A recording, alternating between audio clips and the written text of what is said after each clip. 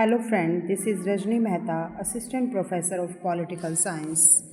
आज मैं आपके सामने एक नई वीडियो लेकर आई हूँ। कार्ल मार्क्स का वर्ग संघर्ष का सिद्धांत। कार्ल मार्क्स का वर्ग संघर्ष का जो सिद्धांत है वो कार्ल मार्क्स के विचारों का आधार है। कार्ल मार्क्स ने पूंजीवादी समाज का गहन विश्लेषण किया। इसी विश्लेषण के आधार पर उसने वर्ग संघर्ष का सिद्धांत प्रस्तुत किया। कार्ल मार्क्स के अनुसार वर्गों का आधार आर्थिक है। समाज में दो वर्ग होते हैं। एक वर्ग उत्पादन के साधनों पर नियंत्रण करता है, वह आर्थिक दृष्टि से संपन्न होता है।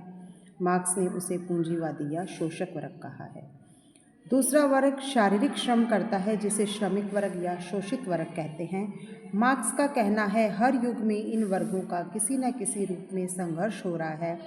पहला वर्ग सदैव दूसरे वर्ग का शोषण करता है। समाज के दोनों वर्ग संघर्ष करते रहते हैं। इन दोनों वर्गों में समझौता कभी भी संभव नहीं है। कार्ल मार्क्स का ये मानना है कि जो संघर्ष होता है वो हमेशा दो वर्गों के बीच में होता है। दो वर्ग, एक अमीर और दूसरा गरीब, यानी कि एक पूंजीपति और दूसरा श्रमिक। पूंजीपति और श्रमिक दो वर्ग हमेशा संघर्ष करते रहते हैं और इनके संघर्ष का आधार है उत्पादन की शक्तियाँ। कि उत्पादन की शक्तियों का जिनके हाथ में कंट्रोल होगा वही शासक, वही सर्वोपरि वर्ग होगा। कहने का अभिप्राय कि उत्पादन शक्तियाँ जो हैं वो पूंजीपतियों के हाथ में हैं। पूंजीपतियों ने उत्पादन की शक्तियों पर नियंत्रण कर रखा है, इसलिए पूंजीपति हमेशा श्रमिक वर्ग का शोषण करते रहते हैं और इनमें किसी न किसी रूप में संघर्ष होता रहता है। इन दोनों वर्गों में कभी समझौता संभव नहीं होता। कार्ल मार्क्स के अनुसार अभी तक का समस्त समाज का इतिहास वर्ग संघर्ष का इतिहास रहा है।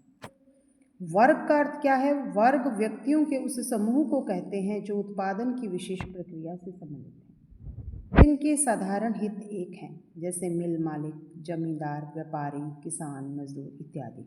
यानी कि जो एक विशेष वर्ग से जिनके एक जैसे हित हैं वही वर्ग हैं। संघर्ष का अर्थ केवल लड़ाई नहीं, बल्कि इसका व्यापक अर्थ है असंतोष। देखिए, इसका व्यापक अर्थ असंतोष है। असंतोष, रोष व आंशिक असहयोग। इस प्रकार मार्क्स के अनुसार संघर्ष का अर्थ है समाज में ऐसा वर्ग जिसकी आवश्यकता नहीं पूरी होने के कारण वह हमेशा असंतुष्ट रहता है। जब उसकी असंतोष असहनीय हो जाता है, जब उसका असंतोष असहनीय हो जाता है, नहीं काटना है, असंतोष असहनीय हो जाता है तो संघर्ष क्रांति का रूप ले लेता है, जिससे शोषित वर्ग की विजय व शोषक वर्ग का पतन होता है। यही वर्ग संघर्ष का सिद्धांत है। नेक्स्ट, वर्ग संघर्ष व पूंजीवाद। वर्ग संघर्ष व पूंजीवाद क्या है? क्या इसकी व्याख्या है? मार्क्स का मानना है कि समाज में तमाम परिवर्तन वर्ग संघर्ष के आधार पर होते हैं। समाज का विकास होता है। मार्क्स के अनुसार पूंजीपति व श्रमिक दोनों एक दूसरे की जरूरत होते हुए भी दोनों के हितों में विरोध है। पूंजीपति कम से कम मजदूरी देना चाहते हैं जिससे उसे अधिक से अधिक लाभ हो, जबकि श्रमिक अधिक से अधिक मजदूरी चाहता है। इस कारण दोनों के बीच संघर्ष उत्पन्न होता है। सर्वहारा वर्ग अपनी विशाल संख्या और संगठन के कारण मुट्ठी भर पूंजीपतियों को धाराशाही करने में समर्थ होता है। सर्वहारा की विजय के बाद उत्पादन के प्रमुख साधनों पर सामाजिक स्वामित्व हो जाएगा। वह पुराने पूंजीपतियों को श्रमिक बन जाने के लिए विवश होना पड़ेगा, जिससे समाज के सभी सदस्य उत्पादन करने वाले होंगे और दूसरों के श्रम पर पलने वाला कोई नहीं होगा।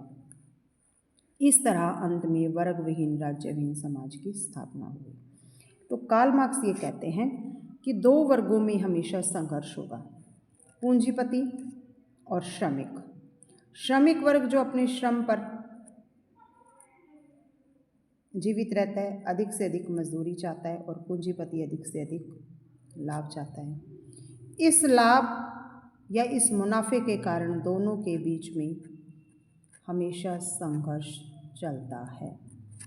इसीलिए इनके झगड़े हैं, इनकी लड़ाइयाँ हैं, इसीलिए इनको ये कहा जाता है कि दोनों के बीच इनका संघर्ष कभी समाप्त नहीं होगा। वर्ग संघर्ष सिद्धांत की विशेषताएं। कार्ल मार्क्स के अनुसार वर्गों का आधार आर्थिक है। वो ये कहता है कि वर्ग किस आधार पर बने? आर्थिक आधार पर, उत्पादन की शक्तियों के आधार पर।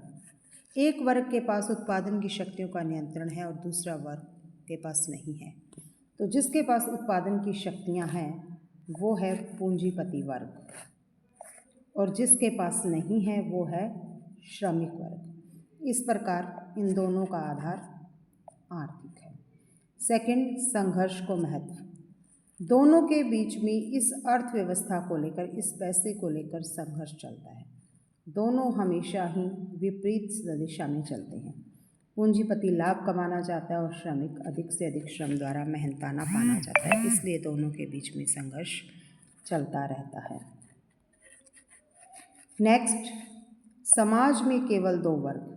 कार्ल मार्क्स कहते हैं समाज में सिर्फ दो ही वर्ग होते हैं, अमीर और गरीब, यानी कि पूंजीपति और श्रमिक। इन दोनों वर्गों के बीच में ही संपूर्ण समाज का इतिहास वर्ग संघर्ष कर रहा है। वर्ग चेतना। कार्ल मार्क्स कहते हैं वर्गों में चेतना होती है। वर्ग चेतना के कारण एक दिन श्रमिक पूंजीपतियों के विरुद्ध क्रांति करेंगे और एक राज्य विहीन, वर्ग विहीन समाज की स्थापना हो। नेक्स्ट, क्रांति की अनिवार्यता। जैसे कि मैंने अभी बताया, कार्ल मार्क्स क्रांति को अनिवार्य मानते हैं। वो कहते हैं अगर समाज के अंदर पूंजीवाद को ख़त्म करना है तो सारे श्रमिकों को मिलकर क्रांति करनी होगी। वो ये कहते हैं कि विश्व के मजदूरों एक हो जाओ, खोने के लिए जंजीरें हैं और पाने के लिए पूरा विश्व पड़ा है। आलोचना। कुछ विचारकों ने कार्ल मार्क्स के वर्ग संघर्ष सिद्धांत को उचित नहीं ठहराया और उसकी आलोचना की है कि मानव इतिहास संघर्ष का इतिहास नहीं है। आलोचक कहते हैं सिर्फ संघर्ष। अगर इतना संघर्ष है तो विकास कैसे हुआ? मिल मालिक और मजदूरों में इतना संघर्ष है तो कारखाने, फैक्ट्रियाँ, औद्योगिक क्रांति कैसे हो गई? संघर्ष नहीं बल्कि सहयोग एक महत्वपूर्ण तत्व है जिस कारण विकास होता है, जिसकी मार्क्स ने अवहेलना कर दी। सेकंड पॉइंट, वर्ग की अस्पष्ट व दोषपूर्ण परिभाषा। कि कार्ल मार्क्स ने वर्ग की परिभाषा को अस्पष्ट तरीके से बताया, उसकी क्लैरिटी नहीं दी, स्पष्ट नहीं किया। समाज में केवल दो वर्ग नहीं है।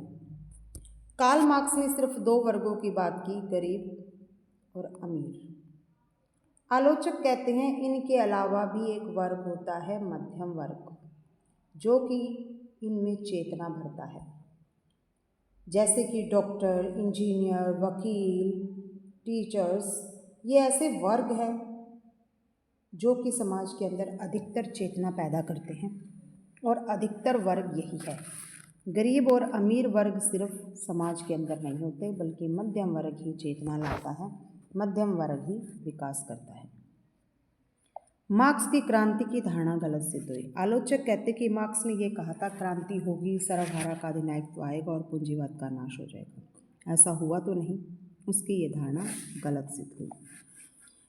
नेक्स्ट पॉइंट है अवैज्ञानिक। आलोचक कहते कि विज्ञान क्या होता है? जो स्टेप बाय स्टेप चलता है, जिसमें प्योरिटी होती है, जिसमें मात्रा होती है। लेकिन कार्ल मार्क्स के विचार जो हैं वो स्टेप बाय स्टेप नहीं चले। उसके स्टेप यहाँ आकर रुक गए। कहाँ आकर रुक गए? कि उसके स्टेप में पूंजीवाद का विनाश, सर्वहारा का अधिनायक और राज्यविहीन वर्गविहीन समाज, जो कि ऐसा नहीं हुआ। ना तो सर्वहारा का अधिनायकत्व आया, ना पूंजीवाद का विनाश हुआ और ना ही राज्यविहीन वर्गविहीन समाज आया। नेक्स्ट पॉइंट, मालिक व श्रमिक में निरंतर संघर्ष नहीं। श्रमिक, आलोचकों ने कहा कि वो ये कह रहा है कि दो वर्गों में सदैव संघर्ष होता है। गलत। श्रमिक वर्ग और मालिक में संघर्ष होता तो आज दुनिया इतनी तरक्की ना करती, औद्योगिक क्रांतियाँ नहीं होती, बल्कि मालिक और श्रमिक में सहयोग है, इसीलिए विकास हो पाता है। वर्ग चेतना का अभाव, वर्गों में चेतना नहीं है। कार्ल मार्क्स ने ये कहा था कि मजदूर एक हो जाएंगे, मजदूरों में चेतना नहीं है, बल्कि उनमें चेतना लाई जाती है मध्यम वर्ग के द्वारा, बुद्धिजीवियों के द्वारा। राज्य सभी वर्गों के हितों का संरक्षक है। आलोचकों के अनुसार उसने कहा कि राज्य विहीन समाज आएगा, राज्य के बिना समाज आएगा। राज्य जो है वो पूंजीवाद का साथ देता है, राज्य शोषण करता है। आलोचक कहते हैं गलत है, बल्कि राज्य तो सभी वर्गों का रक्षक है, रखवाला है। हानिकारक सिद्धांत, आलोचकों के अनुसार यह सिद्धांत हानिकारक है क्योंकि यह क्रांति को महत्व देता है, संघर्ष को महत्व देता है, जो कि सही नहीं है। नेक्स्ट एंड लास्ट पॉइंट, अतार्किक। यह सिद्धांत इलॉजिकल है, तर्क पर आधारित नहीं है। इसमें अपने आप ही अपनी ही बुद्धि से काल विभाजन कर दिया, जिसमें वर्ग विहीन, राज्य विहीन समाज, सर्वहारा का अधिनायक, ये चीज़ें हैं वो अतार्किक नजर आती हैं। ऐसा अभी तक नहीं हुआ, इसलिए हम कार्ल मार्क्स के विचारों को उचित नहीं ठहराते। Thank you very much.